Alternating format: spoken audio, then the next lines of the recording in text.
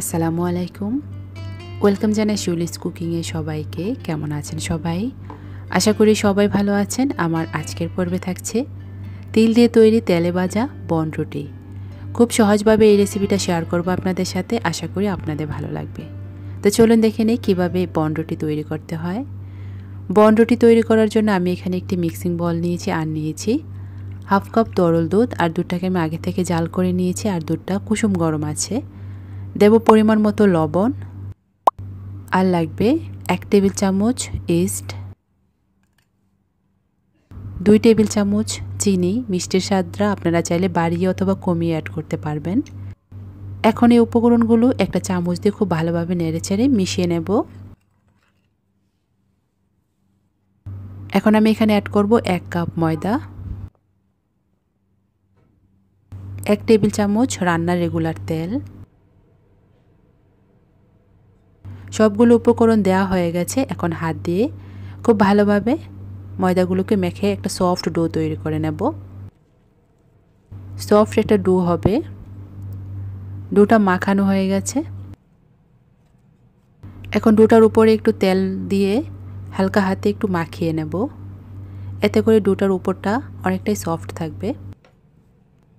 এখন এই বাটিটার মুখটা একটি প্লাস্টিক র্যাপিং দিয়ে মুখটা বন্ধ করে রাখবো আর রেস্টে রেখে দেব 1 ঘন্টার মতো। ফিরে আসবো 1 ঘন্টা পর। ফিরে আসলাম 1 ঘন্টা পর। ডোটা আগে থেকে অনেকটাই ফুলে গেছে। এখন বাটির মুখটা খুলে নেব। আগে থেকে অনেকটাই সফট হয়েছে। কিছুক্ষণ মাখিয়ে নেব।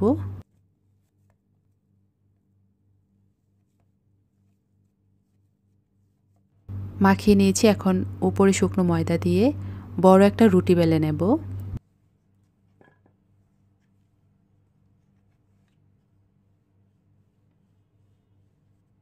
বেশি মোটাও না আবার বেশি পাতলাও না, ঠিক এরকম করে একটা রুটি বেলে নেব।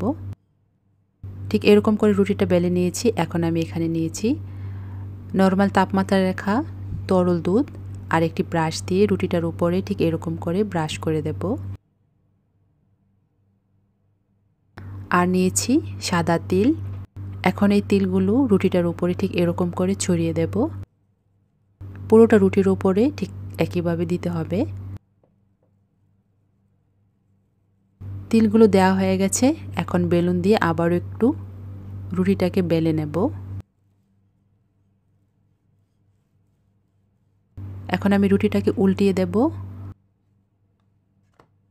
ঠিক একইভাবে এই পাশেও আমি দুধ ব্রাশ করে নেব।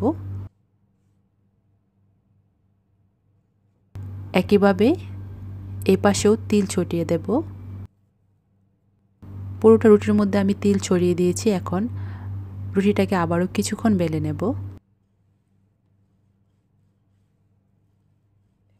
বেলা হয়ে গেছে। এখন একটা ছুরির সাহায্যে রুটিটার মাঝখান থেকে কেটে নেব। আবারও আমি এই পাশ থেকে কেটে নেব। আমি রুটিটাকে 8 ভাগে ভাগ করে নেব। রুটিটা কাটা হয়ে গেছে। এখন আমি রুটিটাকে ভেজে নেব। চুলায় প্যান বসিয়ে তেলটাকে মিডিয়াম আঁচে গরম করে নিয়েছি।